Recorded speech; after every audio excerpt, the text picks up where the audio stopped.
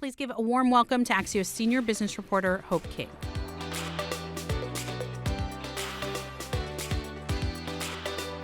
Good morning. I'm going to see who is paying attention, who's still awake.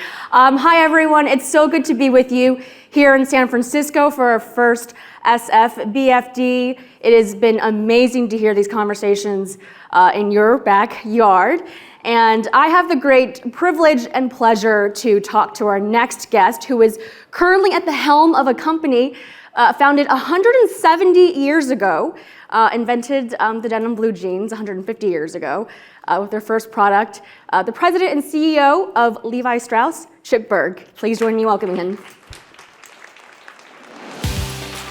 Hey, great to be with you. Thanks for making the time for us. Great to be here. Hi, I know, it was very on brand. I met the Pope wearing jeans. It's in my contract. I was gonna wear one, but I felt like that would be overkill. Figured you'd do I've got you covered. Your part. I've got you covered. Let's get it out of the way. Skinny jeans. You are adamant that they are not going away, that every woman still wants them. Yep. What is the most underappreciated fact or quality about the skinny jean? Well, that they are never going to go away. I mean, in fact, we were in a meeting. I was in an executive team meeting today, and we were talking about this very thing.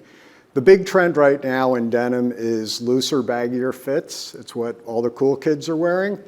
The good thing, it's a new denim cycle, and the good thing about it is it's both on the men's business and the women's business. It also plays right to our sweet spot, the 501 jean, which we're celebrating the 150th year of. Right now is a straight jean. And the 501 is growing. It grew 50% last year, it grew 25% off of 50% in the first quarter of this year. So the looser, baggier fit is where it's at, but I did say on our last earnings call that the skinny jean is never going away. And why is that? It's for both men and women, right? More on women's than men, let's be clear. But it's a staple in women's closets, and and it will always be a staple, I think. And from your perspective, you got teenage kids. I do, one teenage kid, okay. And then two grown men. What does your teenage child think about the trend of skinny jeans, since they're onto something else? Oh, she is buying the naughty boot cut. That is her cut right now. That's the fit of her choice, which is a looser, baggier fit. You're celebrating these milestones, 170, 150, Disney is crossing 100 years, Starbucks just recently crossed 50 years. What is the key to longevity for a brand? Well, I've worked in 3 places my entire adult life. The US Army for 4.5 years after I graduated from college. I was an officer during the Cold War in West Germany.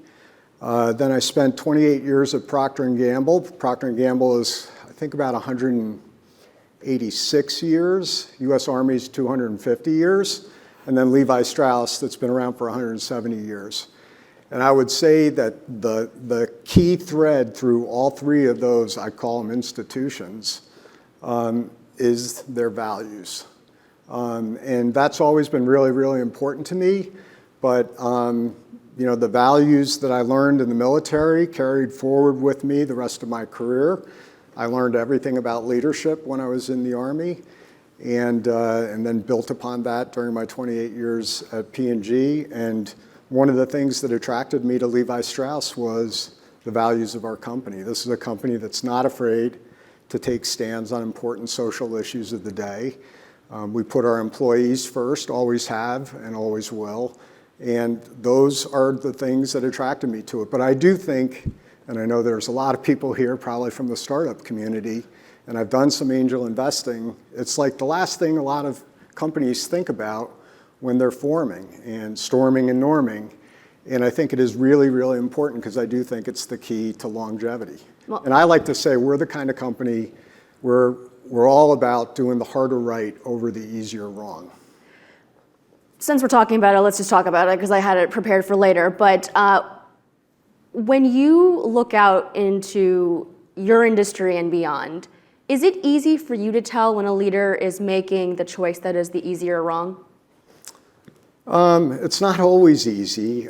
Sometimes you find out about it after the fact. But it is one of the things that I try to talk about a lot as the leader of the company, that we need to be prepared to make the harder right decision over the easier wrong decision, and be prepared to live with the consequences of that. And so, it's not always evident on the surface, but, time catches up with people. What is an example of a decision that you made that you knew had to be the harder right? Well, there are a lot of them. On the one hand, exiting Russia was one. It was a very big, profitable business for us. I think a lot of companies that had a business in Russia struggled with this. It's not so much we made the decision to exit, it was how we exited. We fulfilled all of our lease obligations. We had about 800 employees, and when we had to exit all but a couple of those employees, we paid them all packages. We did it the right way. Those were team members. Those were members of our team, and it was hard. It was very, very emotional, but it was absolutely the right thing to do. We could not continue to do business in that country, and it was one of the highest profit margin businesses that we had. We are on the topic now of this international conflict. The big theme sort of carried over from last year is the idea that investors want to de-risk, companies want to de-risk their supply chains. When you've been in charge of businesses in India and Southeast Asia, Australasia, what does the world still get wrong about that region of the world? Well, first of all, there are a lot of good suppliers out there. I think there's a perception that everybody's corrupt in that part of the world, and that is not the case.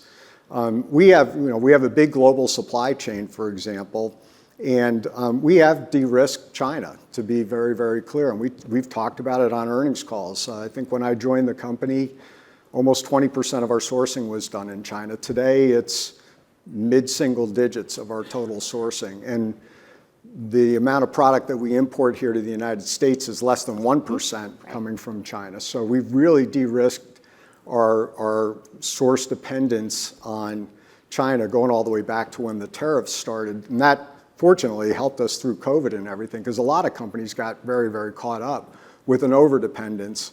So we've tried to, we're a big global company, and we've got a big global sourcing base, and we try to have a very diversified sourcing base so that we aren't overly reliant anywhere. And I think, one of the benefits of being a business leader is that you play a role in diplomacy when you have businesses abroad.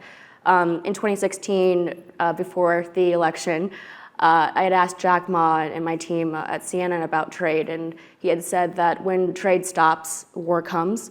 In what way do you think that international trade actually contributes to gaps in diplomacy? Yeah, well, I think there's little to dispute that there is some decoupling happening right now. And decoupling or de-risking? Because I've heard... It's both. Slicing hairs, I think, between the two. But it is, de-risking is resulting in some decoupling.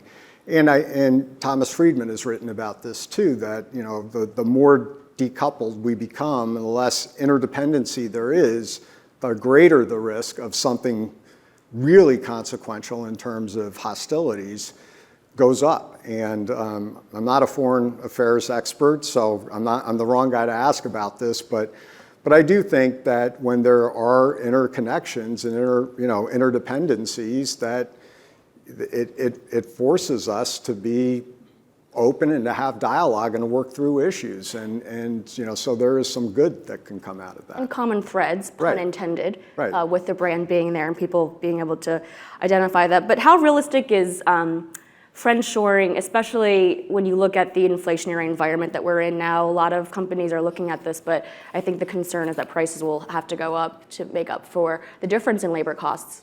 Yeah, so we do have a big global sourcing base, and we have sourcing countries here in the Western Hemisphere. We do quite a bit of sourcing out of Mexico.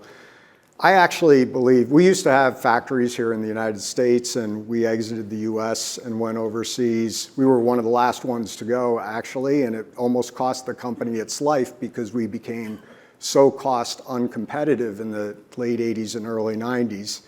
But we did eventually offshore all of our production, and as I said, we're spread out all over the world. I actually don't think those are the kind of jobs that should come back into the US. I mean, we're already almost at full employment anyway. And to make a pair of jeans, we still make them pretty much the way Levi Strauss did himself. I mean, we don't cut the fabric with a pair of scissors.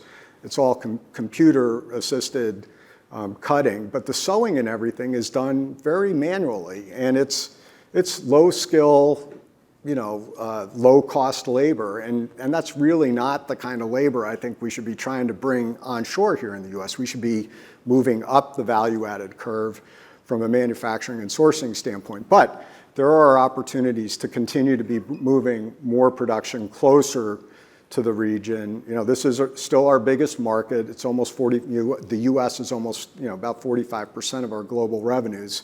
And the closer our supply chain is to the market, the more agile we can be and the more responsive we can be. So there's a lot of benefit to that versus, needing to ship it across the ocean coming from the other side of the world. And that agility in the apparel business, especially when you're chasing trends and fashion, it's really important. So, we are trying to find the right balance there. Perfect lead into the next segment here of our conversation, which is apparel. You've done tremendously well in growing the women's business, the tops business, which has not traditionally been a strong part of your business. What differences, though, does that make to your strategy? Because, chasing jeans, which last a long time, versus fast fashion and tops that you need to change every season, I mean, that's a game that the fast fashion players are in. You're getting into that now.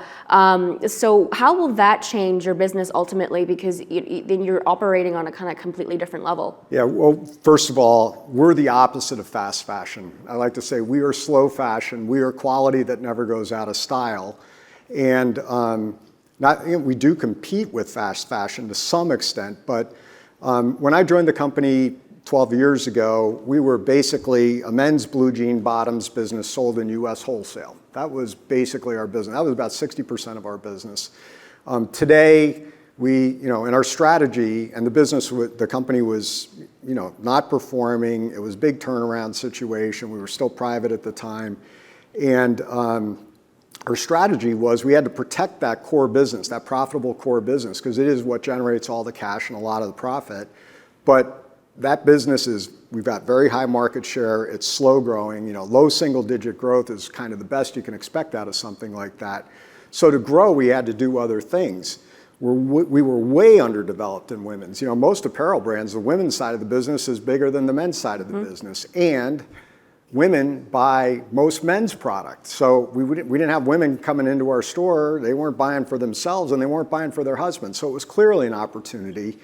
It was about 20% of our business, a little bit less, about 20% of our business when I joined. It's now over a third of our business and growing double digits. And then tops was the other obvious choice. I mean, when you go in to buy a pair of jeans, it's kind of natural to buy a t-shirt, And so our tops business was really, really small. We've grown that business significantly over the last couple of years. And those two things have been a key driver of our growth. And it was strategic. Those were strategic choices that we made to get the company back on track. People are more aware of their gender identities. Globally, according to a recent study, about 1% of adults currently describe themselves as transgender, non-binary, non-conforming, gender fluid, or in another way. Bud Light's recent marketing stunt shows where the backlash can come from. How do you market products in a world where, you've said this before, everything can be very politicized, but where people are, again, more aware of their gender identities? We actually have a gender neutral line. It was a small collection. And we know that women buy some men's product and men buy some women's product. We know that goes on. We've got the research and the data to show it. And that's great. And we are kind of building out slowly, starting with a very small collection, a gender neutral or gender fluid line. And there is definitely consumer appetite for that. And we're there for that. When you look at the consumers today, look at the pandemic, many of us changed sizes, either up or down. In my case, it was up, and I tore my first pair of jeans ever recently, which was really fun. And where I'm going with that is vanity sizing is a thing. Where I am definitely not that size anymore, but somehow I'm still fitting into a size that is what it was in the pre-pandemic. How much are you doing with your clothing? I would say we're not doing any, but I will also say at the same time that size consistency from one fit block to the next fit block is always an opportunity for us and for everybody else. So said differently, a 26 waist is not a 26 waist across every single item in our line, or if you're a guy, a 32, 34. There's variation between fit blocks in part because of where it fits on the waist. And that drives people crazy because if I know I'm a 32 waist and I order a 32 waist in a different fit block and it comes and it's too tight, it means, especially if I ordered it online, it means I got to return it, and that costs us money. And it's a hassle for the consumer more than that. So we're trying to get more consistent and get better at that, but it's a source of consumer dissatisfaction. But we don't mess with sizing intentionally to do, vanity sizing. That's just not right. Speaking of returns and logistics, Amazon is now launching a Buy with Prime sort of service for other retailers. Do retailers now have to amp up their logistics in order to compete with the delivery experience of Amazon? Well, I mean, basically whatever Amazon does, it sets a new standard, and that becomes the consumer expectation. I mean, my household, sometimes my front door looks like a loading dock. My family orders so much stuff from Amazon. So it does set the bar. And when they went to, 2-day delivery and then sometimes now 1-day delivery if you live here in San Francisco, that becomes the challenge for, companies like us. We have to figure out how do we compete with that. And so logistics is an important criteria. We've had some competitors that have gone out and bought logistics companies. Good for them. I'm not sure if it's working, but I don't think we'll do that. But figuring out how to compete with Amazon, it's not competing with Amazon. It's really meeting that customer expectation, that consumer expectation, where the bar just keeps going up. Right. Really quickly on AI, metaverse, NFTs, your brand dipped into all of these things. Does this really drive sales in the interim when you put out a marketing push toward any of these new technologies? So we're kind of tiptoeing into most of this stuff more as a fast follower or maybe even slow follower in a couple of areas. We've done a couple of NFTs, but the one place where we are really investing is AI. And we built up an AI, a data science organization over the last 3 years. I mean, I jokingly say, we're right down the road from the ballpark where the Giants play. The Giants have been doing data science since the 1990s. And we're just starting. I mean, we're 3 years into it, but we're definitely getting value out of it. We use it for pricing and promotion. We use it when you go to the website. There's data science behind it, so that when we know that it's you, the landing page is customized to you. We can recommend items based on what we know you've bought in the past. I mean, so data science, that we're using it now to help us make real estate decisions on where we're going to put our stores. From a consumer perspective, I guess to be more specific, do you see an immediate lift in interest in sales when you talk about a new NFT project or a new metaverse project? No. That's what I thought. No. So we talked about how outspoken you are. Many CEOs, when I ask this about how they decide when to speak out, say, well, I only want to talk about an issue that might be relevant to my company, my brand, my industry. Do you think that's a BS answer? No, I think it depends on the company and the business. I think there's probably that's a good starting point, I guess. But for us, it is, again, going back to our values and who we are as a company. This is something that this company has a long legacy of doing. We're $6.5 billion in sales. But we have such a long legacy of not being afraid to take stands on important social issues that we punch way above our weight. So, if you go back to 2016, 2017, when the immigration ban went into place, that day we pounced on that. and said, we're going to stand for immigrants, we're going to stand for the immigrant community. We rallied, we put some money, some support to help with the crisis that happened kind of overnight. And the next day, the headline in the paper was Apple, Google, Facebook, and Levi's stand up for immigration. And those were all trillion market cap companies, and we're 10 billion market cap at the time, maybe 10 billion. We're less than that right now because of the market. But we punch way above our weight and just have this long track record and legacy of not being afraid to take public stands on important social issues. I only have 1/3 of the time that I wish I had with you. So my last question for you, you were also at P&G in charge of male grooming. There's a Nelly song about women looking into the mirror and talking to their friends on the phone. Which insecurity, what are the most things, which things are men most insecure about? Which things what? Are men most insecure about when it comes to their appearance? Having been on the grooming side and now on the apparel side.